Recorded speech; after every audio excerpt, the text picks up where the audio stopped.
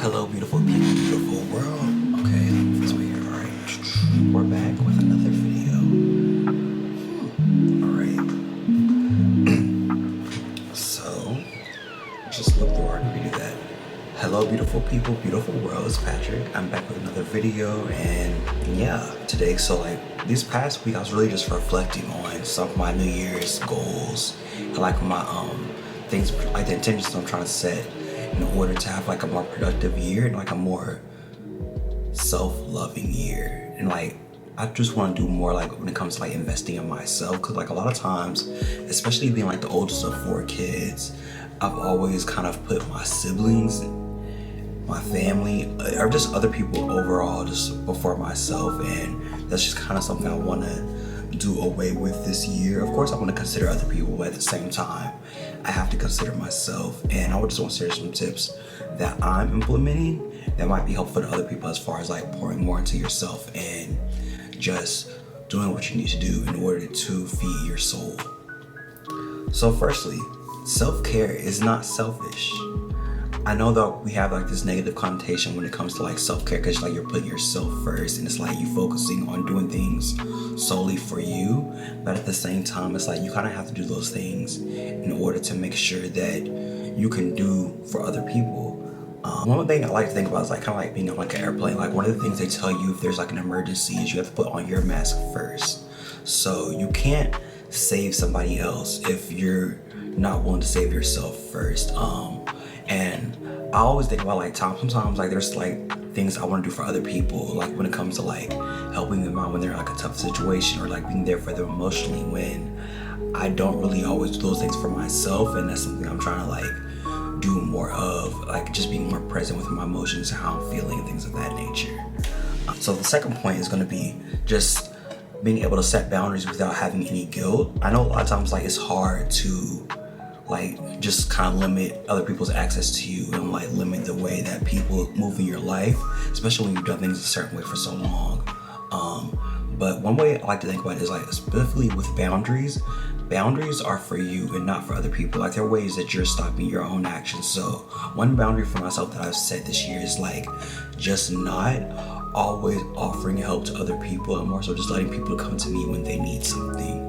Because a lot of times if somebody tells me a problem, my automatic reaction is to try and help them solve that problem. But a lot of times there's not really anything I can do, and it's not really my responsibility to try and help them.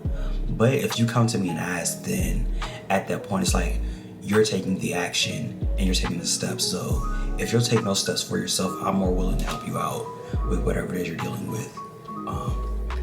All right, your own needs, and just knowing what you need as a person, because this kind of goes back to just not being in tune with my emotions. Kind of noticed that since I don't know what I need, a lot of times I'll offer to help other people, or I'll be there for other people, but I don't even realize I'm burnt out, or I need to set aside time for myself in order to do what I need to do to be in a more positive or healing space. And that all kind of ties together. Being able to meet your own needs prevents you from hitting burnout, because you're always, as long as you're fed and you're getting what you need out of everything around you, you're not going to be burnt out, you're not going to be exhausted, you're not going to be drained. So it's very essential to make sure you're doing those things that you need to do in order to give back to yourself in a way. I'm gonna say that again. So the fourth point is really important, and that's reframing rest as something that's productive. Rest, even though it's seen as you're not doing anything, you're kind of just existing in a way. Just existing is doing something productive, and we all need rest. We all need that kind of time to where we're just being and not necessarily doing something. These past few weeks I've been doing this thing where I've been trying to wake up earlier in the mornings at 5 a.m. just so I can be more productive with my days and get a lot more done, and not always start my day with work. I'm being creative and just trying new things, new hobbies, experimenting with my camera, doing more research on things I want to work on, different projects I try to set in place. And doing things like that kind of takes a lot of energy, and I got so kind of caught up into that I wasn't even really resting. It's I would it's nighttime, so now I'm going to bed, but it's also important to take those times throughout the day to have that rest. If our minds are always going at 100 miles an hour, it's going to be hard for us to be able to like really take the time to process what it is going on around us. And that's why I like to emphasize the importance of meditation, because that's like a time where you're allowing your mind to rest and relax. And if we're always on go and we're always on the move, trying to figure out the next step, always thinking, then at night when we are resting, our minds aren't fully rested because they've been thinking all day. So that's the only time that you're setting aside for your brain to have like rest time. So it's important to have like breaks throughout, and maybe meditating like once in the morning, once in the evening, like whatever you need to do for your schedule and your routine that will help you stay productive. But also just knowing that you need that rest, because again, you can't pour from an empty cup. If you're burnt out, you're not going to be able to do all the things that you need to do to meet your goals, stay productive, be creative, explore your passions, live life. All right, and so for our last point, invest in activities that recharge you. This last point kind of ties it all together, and that's just like investing in. This last point kind of ties it all together, and that's just like investing in.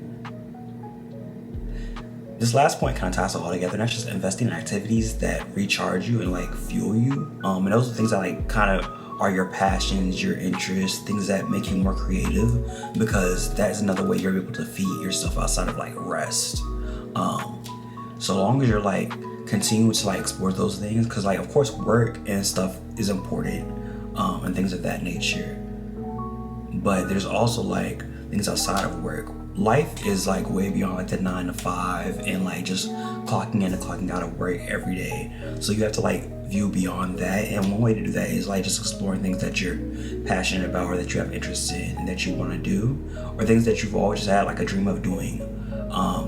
Even with me just sitting in front of a camera, it's not something that I'm like necessarily comfortable with, but it's something I'm branching into. I've always been kind of into like working with cameras. I just never really done it myself, and this is like one way I'm kind of like exploring that passion and that interest and seeing where it goes. This is kind of something that's for me, and hopefully it benefits other people. But yeah, so I'm gonna go ahead and wrap up the video here. Just to sum it all up, you can't pour from an empty cup, and if there are people in your life that you want to like always be there to do things for, like be able to help them out in certain ways, you have to help yourself first. And there's nothing wrong with feeling like you gotta step back or you gotta set aside time just for you. And I definitely think it's important to have like certain days or like times throughout the day that you only have time set aside for only yourself. I kind of do that with my Sundays. Like my Sundays, I really like to have like a day of rest, that where I'm like really recharging and like doing whatever it is I want to do before I start my work week. And the same thing with like me starting my mornings at like 5. So then I have like 4 hours where I'm just doing my own things, and then I'm getting into work at like 9. So those are the things I feel like everybody should kind of start doing for themselves in whatever capacity. I feel like it's good to start in like small doses and like just kind of grow from there. Life is beautiful, and I feel like we should all do more to experience it. All right, I'm gonna end it there.